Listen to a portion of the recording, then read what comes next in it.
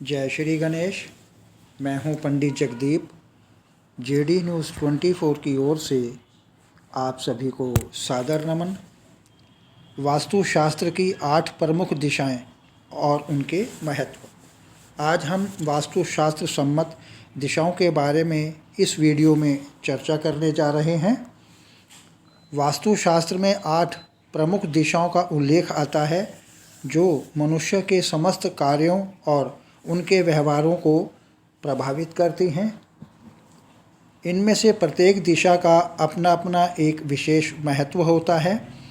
अगर आप घर या अपने कार्यालय में इन दिशाओं के लिए बताए गए वास्तु के सिद्धांतों का अनुपालन करते हैं तो इसका सकारात्मक परिणाम आपके जीवन पर अवश्य पड़ेगा।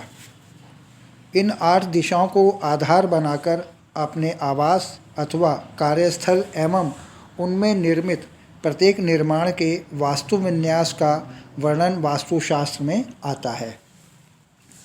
ब्रह्मांड अनंत है, इसकी न तो कोई दशा है और न ही कोई दिशा, किंतु हम पृथ्वीवासियों के लिए ये दिशाएं हैं। ये दिशाएं पृथ्वी पर जीवन को संभव बनाने वाले ग्रह सूर्य एवं पृथ्वी के चुंबकीय क्षेत्र पर आधारित हैं। यहाँ उल्लेखनीय है कि 8 मूल दिशाओं के प्रतिनिधि देव हैं जिनका उस दिशा पर विशेष प्रभाव पड़ता है। इसका विस्तृत वर्णन नीचे किया गया है। यहाँ हम 8 मूलभूत दिशाओं और उनके महत्व के साथ साथ प्रत्येक दिशा के उत्तम प्रयोगों का वर्णन करने जा रहे हैं। चूँकि वास्तु का वैज्ञानिक आधार है, इसलिए यहाँ वर्णित दिशा निर्देश पूर्णतः तर्कसंगत हैं। पहले वर्णन करते हैं पूर्व दिशा की। इस दिशा के प्रतिनिधि सूर्यदेव हैं। सूर्यदेव पूर्व दिशा से उदित होते हैं। यह दिशा शुभारंभ की दिशा है। भवन के मुख्य द्वार की इसी दिशा में बनाने का सुझाव दिया जाता है। इसके पीछे 2 तर्क हैं। पहला तर्क तो यह है कि पूर्व दिशा के देवता सूर्य को सत्कार देना, और दूसरा वैज्ञानिक तथ्य यह है कि पूर्व में मुख्य द्वार होने से सूर्य का प्रकाश व हवा की उपलब्धता भवन में पर्याप्त मात्रा में रहे। प्रातःकाल के सूर्य की पराबैंगनी किरणें रात्रि के समय उत्पन्न होने वाले सूक्ष्म जीवाणुओं को समाप्त करके घर को ऊर्जावान बनाए रखती हैं।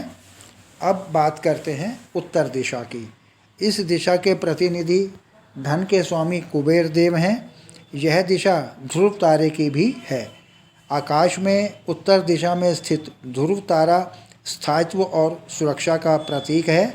यही वजह है कि इस दिशा को समस्त आर्थिक कार्यों के निमित्त उत्पन्न माना जाता है। भवन का प्रवेश द्वार या लिविंग रूम यानी बैठक इसी भाग में बनाने का सुझाव दिया जाता है। भवन के उत्तरी भाग को खुला भी रखा जा सकता है, चूँकि भारत उत्तरी अक्षांश में स्थित है, इसीलिए उत्तरी भाग अधिक प्रकाशमान रहता है। यही वजह है कि उत्तरी भाग को खुला रखने का सुझाव भी दिया जाता है। इससे इस स्थान से घर में प्रवेश करने वाला प्रकाश बाधित न हो। उत्तर पूर्व दिशा अर्थात ईशान कोण। यह दिशा सभी दिशाओं में सर्वोत्तम दिशा मानी जाती है। उत्तर व पूर्व दिशाओं के संगम स्थल पर बनने वाला यह कोण ईशान कोण कहलाता है। इस दिशा में कूड़ा कचरा या शौचालय आदि नहीं होने चाहिए। ईशान कोण को खुला रखना चाहिए या इस भाग पर जल स्रोत बनाया जा सकता है। उत्तर पूर्व दोनों दिशाओं का समग्र प्रभाव ईशान कोण पर पड़ता है। पूर्व दिशा के प्रभाव से ईशान कोण प्रातःकाल के प्रभाव से प्रकाशमान होता है, तो उत्तर दिशा के इस कोण इस स्थान पर लंबी अवधि तक प्रकाश की किरणें पड़ती हैं। ईशान कोण में जल स्रोत बनाया जा सकता है, तो सूर्य के पराबैंगनी किरणें उसे स्वच्छता दे सकती हैं। पश्चिम दिशा यानी कि सूर्यदेव के अस्त होने वाली दिशा। यह दिशा जल के देवता वरुण देव की दिशा है। सूर्यास्त जब होता है तो अंधेरा हमें जीवन और मृत्यु के चक्कर का एहसास कराता है। वह यह बताता है कि जहाँ आरंभ है वहाँ अंत भी है। सायंकाल के तपते सूरज और इसकी इंफ्रारेड किरणों का सीधा प्रभाव पश्चिमी भाग पर पड़ता है, जिससे यह अधिक गर्म हो जाता है। यही वजह है कि इस दिशा को ट्रायन के लिए उचित नहीं माना जाता। इस दिशा में शौचालय, बाथरूम, सीढ़ियों अथवा स्टोर आदि का निर्माण किया जा सकता है। इस भाग में पेड़ पौधे भी लगाए जा सकते हैं।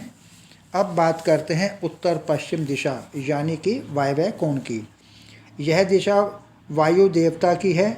उत्तर पश्चिमी भाग की संध्या के सूर्य की तपती रोशनी से प्रभावित रहता है, इसलिए इस स्थान को शौचालय, स्टोर रूम, स्नान आदि के लिए उपयुक्त बताया गया है। पश्चिम उत्तर में शौचालय व स्नान घर का निर्माण करने से भवन के अन्य हिस्से संध्या के सूर्य की ऊष्मा से बचे रहते हैं, जबकि यह ऊष्मा शौचालय एवं स्नान घर को स्वच्छ एवं सूखा बनाने में सहायक होती है। दक्षिण दिशा। अब यदि इस दिशा की बात करें तो यह दिशा मृत्यु के देवता यमराज की है। दक्षिण दिशा का संबंध हमारे भूतकाल और पितरों से भी है। इस दिशा में अतिथि कक्ष या बच्चों के लिए शयन कक्ष बनाया जा सकता है। दक्षिण दिशा में बालकनी या बगीचे जैसे खुले स्थान नहीं होने चाहिए। इस स्थान को खुला न छोड़ने से यह रात्रि के समय न अधिक गर्म रहता है और न ही ज़्यादा ठंडा, लिहाजा यह भाग शयन कक्ष के लिए उत्तम होता है। अब जानकारी लेते हैं दक्षिण पश्चिमी दिशा यानी कि नैऋत्य कोण की। यह दिशा नैऋत्री अर्थात स्थिर लक्ष्मी यानी धन की देवी की है। इस दिशा में अलमारी, तिजोरी या गृह स्वामी का शयन कक्ष बनाना चाहिए। चूँकि इस दिशा में दक्षिण व पश्चिम दिशाओं का मिलन होता है, इसलिए यह दिशा वेंटिलेशन के लिए बेहतर होती है। यही कारण है कि इस दिशा के गृह स्वामी का शयन कक्ष बनाने का सुझाव दिया जाता है। तिजोरी या अलमारी को इस हिस्से की पश्चिमी दीवार में स्थापित करना चाहिए। अब यदि दक्षिण पूर्व दिशा यानी कि आग्नेय कोण की जानकारी लें तो इस दिशा के प्रतिनिधि देवता अग्निदेव हैं। यह दिशा ऊष्मा, जीवन शक्ति और ऊर्जा की दिशा है।